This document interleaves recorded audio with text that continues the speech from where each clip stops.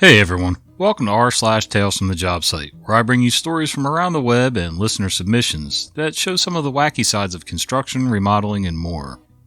I'm Uncle Reddit, and have I got a story for you? Hey guys, appreciate you showing up today to listen to some more stories. Had some requests for me to start doing some more FaceTime on these videos like I did for a short time back in the... I don't know if it was the beginning or when I restarted, but anyway, part of the problem is camera syncing and recording and all that stuff. I don't have a really good way to do that right now. I'm hoping to make some changes to my recording software and getting a better webcam so that syncing can kind of be done on the fly in the software rather than trying to do the laborious task of syncing everything at the end. So hang tight, we'll get there. A sinking feeling. A homeowner who won the lottery thought he could be his own home builder, but he had to call for the company's assistance when things didn't go well. The owner complained to us that the doors upstairs wouldn't close and the water in the bathtub wouldn't drain properly. The contractors found the second floor had sunk about 3 inches in the center of the home. We then noticed the huge masonry fireplace in the middle of the house. There was no foundation under it. It was sitting on the living room floor. Its massive weight had sagged the first and second floors so much, all the doors didn't fit properly, and the bathtub was pitched so far out that water puddled in the rear of it. The professionals had to put a new foundation under the fireplace to carry its weight. Oh, wow. It's amazing how many people don't realize how the structure of their house works. Now, granted, not everybody's a construction person, carpentry, building trades, any of that stuff, and I get it. That's cool. If you're going to own a home or live in a home that you have the ability to work on, to remodel and rearrange things, maybe take a wall out, add a wall, things like that, you kind of need to know how the weight-bearing parts of that house work. Lights out. Once we were called out to a home that had been built and purchased within the last year because the homeowner stated that the electricity was out at her home but not her neighbor's house. When we arrived, we went right to the first outlet with a tester, and to our surprise, it was hot. It had power. One of the guys also noticed that there was a faint murmur coming from the den. It was a TV. We asked why she thought the power was out when obviously there were electrical appliances working. She told us that she had gone to the first floor bathroom and the light wouldn't come on.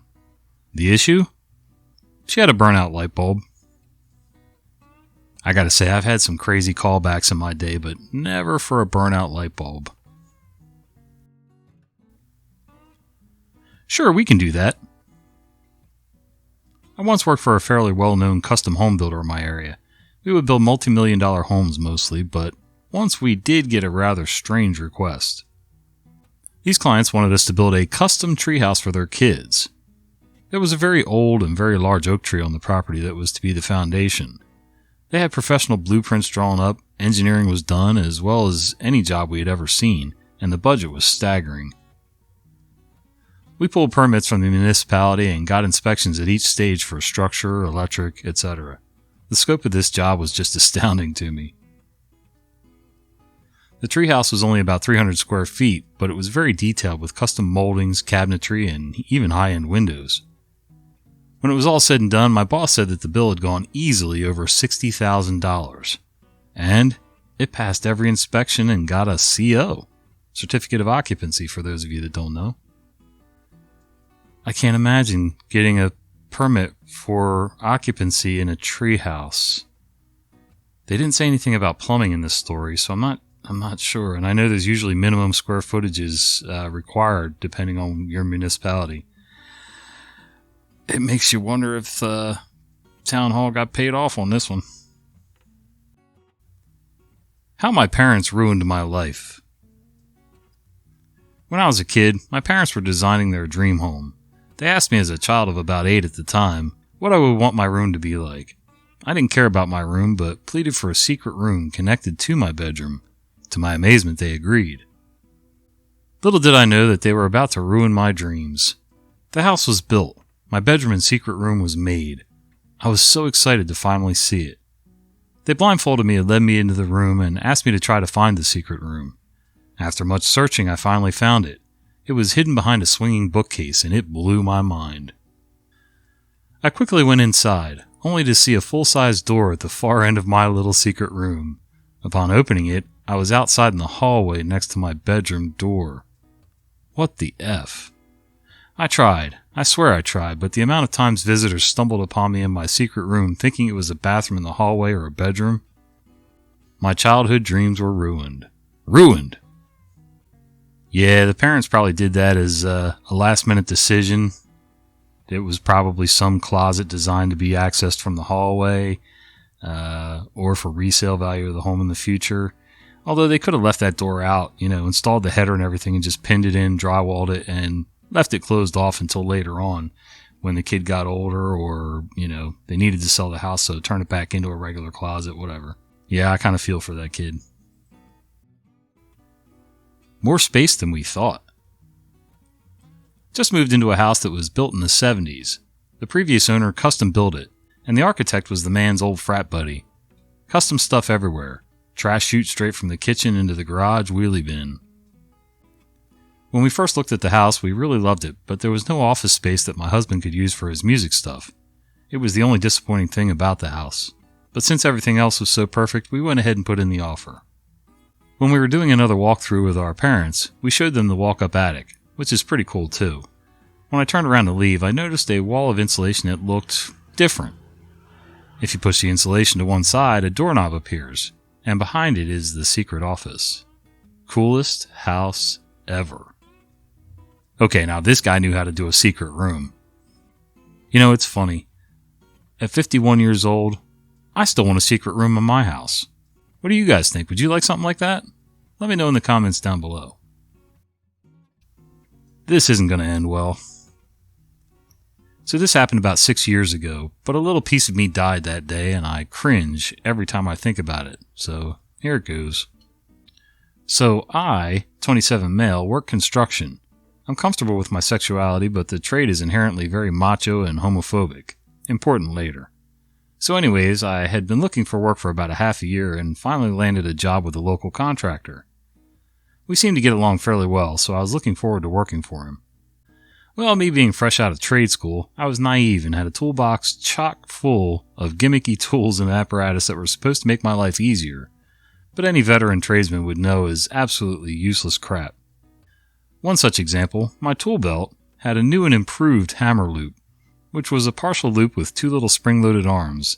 They looked like pinball paddles, so you could just slap the hammer into the loop instead of sliding it in from the top. So amazing. Oh, I remember those pain-in-the-ass things. I show up for my first day, decked out in my future-age carpentry gadgets and about 20 pounds of clothes because it was the dead of winter. After exchanging pleasantries with my new crew, I was shown where I'd be working. 30 feet up on a narrow scaffold plank with my new boss. No biggie. So him and I scale the scaffold and begin working. At some point, my boss needs to get to the other side of me, so I scoot to the edge of the plank and he starts sliding behind me. Click. The front of his belt promptly gets lodged into my effing hammer holder.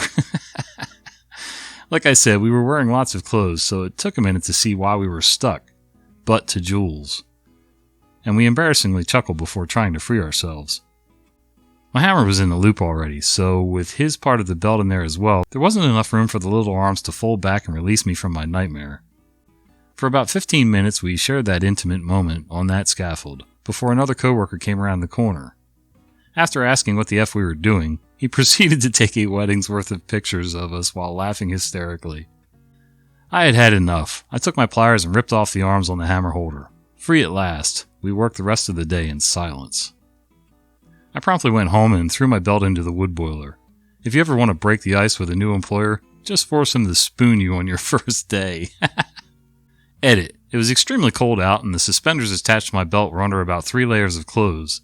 The only way to take my belt off was to undress, attached to my boss, on top of a 30-foot scaffold. Not happening. It may not have been 15 minutes. I didn't get out my stopwatch, but it sure felt longer than that. I'll bet it did.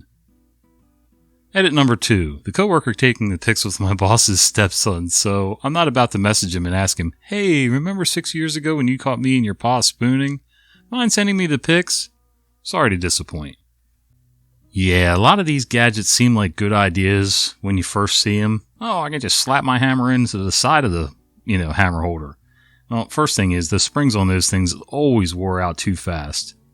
And if you could bust it off with a pair of pliers, I can't even imagine how easily they would break if they got snagged on something. So, yeah, I like my regular old hammer loops. And as far as getting hooked to your boss in a compromising position, I don't know. I don't think we ever got that close, honestly. Hurt on the job.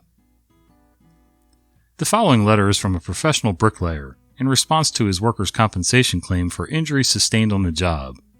It seems the insurer sought more detailed information for their accident investigation about how the bricklayer sustained such substantial injuries. Dear Sir, I'm writing in response to your request for additional information in Block 3 of the accident report form. I put poor planning as the cause of my accident. You asked for a fuller explanation, and I trust the following details will be sufficient. I am a bricklayer by trade. On the day of the accident, I was working alone on the roof of a new 6-story building. When I completed my work, I found I had some bricks left over, which, when weighed later, were found to be slightly in excess of 500 pounds. Rather than carry the bricks down by hand, I decided to lower them in a barrel by using a pulley, which was attached to the side of the building on the 6th floor. Securing the rope at ground level, I went up to the roof, swung the barrel out, and loaded the bricks into it. Then I went down and untied the rope, holding it tightly to ensure a slow descent of the bricks. You will note in Block 11 of the accident report form that I weigh 135 pounds. Due to my surprise at being jerked off the ground so suddenly, I lost my presence of mind and forgot to let go of the rope. Needless to say, I proceeded at a rapid rate up the side of the building. In the vicinity of the 3rd floor, I met the barrel, which was now proceeding downward at an equally impressive speed. This explains the fractured skull, minor abrasions, and the broken collarbone, as listed in Section 3 of the accident report form. Slowed only slightly, I continued my rapid ascent, not stopping until the fingers of my right hand were 2 knuckles deep into the pulley. Fortunately, by this time I had regained my presence of mind and was able to hold tightly to the rope, in spite of the excruciating pain I was now beginning to experience. At approximately the same time, however, the barrel of the bricks hit the ground and the bottom fell out of the barrel. Now devoid of the weight of the bricks, that barrel weighed approximately 50 pounds. I refer you again to my weight of 135 pounds. As you might imagine, I began a rapid descent down the side of the building. In the vicinity of the 3rd floor, I met the barrel coming up. This accounts for the 2 fractured ankles, broken tooth, and severe lacerations to my legs and lower body. Here, my luck began to change slightly. The encounter with the barrel seemed to slow me enough to lessen my injuries when I fell into the pile of bricks. And fortunately, only 3 vertebrae were cracked. I'm sorry to report, however, as I lay there on the pile of bricks in pain, unable to move, I again lost my composure and presence of mind and let go of the rope. And I lay there watching the empty barrel begin its journey back down onto me. This explains the 2 broken legs. I hope this answers your inquiry as to my poor planning. Oh my god.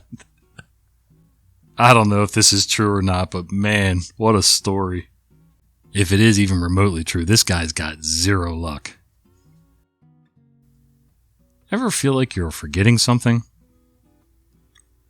For several years, I was the project manager on a complex renovation project. We'd been working on the building for a couple of years, and the most crucial stages of the project were beginning to heat up. During this time, we had nowhere close to the amount of managers we should have had to run all our projects.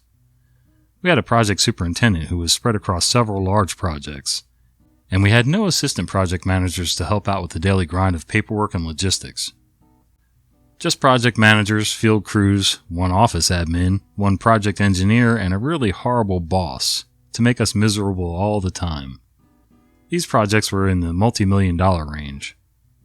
To spare you the details, this project was what you'd call a dumpster fire.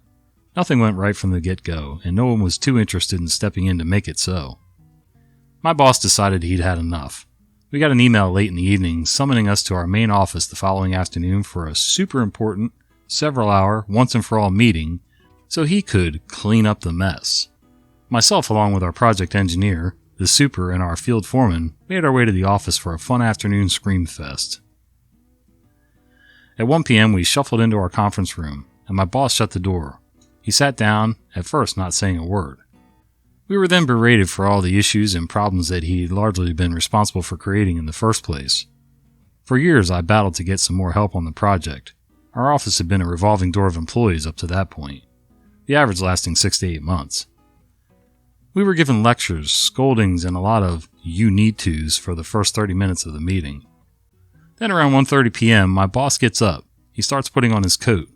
I thought he'd just gotten into the office when we did, but I was wrong. "Well, you guys know what you need to do," he said. "Where the F are you going?" Our faces must have said, "I have a meeting I need to get to." He replied, "But you guys are all together in the office at this point, so get started on fixing everything we just discussed." My boss turns to me. "Meet me in the office early tomorrow morning and give me a report on what you guys came up with." Exit stage left. None of us knew whether to scream or laugh our butts off. It really makes you wonder how some people get into positions of authority. I mean, they must have known how to do something right in order to progress through the company, but I don't know. They're either getting hired because of who they know or nepotism or something, or they're really good at one specialty in that field, but that doesn't always make them a good boss overall.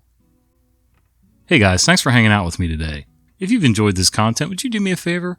Would you consider giving this video a like, subscribe to the channel, and maybe click that little bell icon so you don't miss the fat guy with the beard telling you stories? See ya!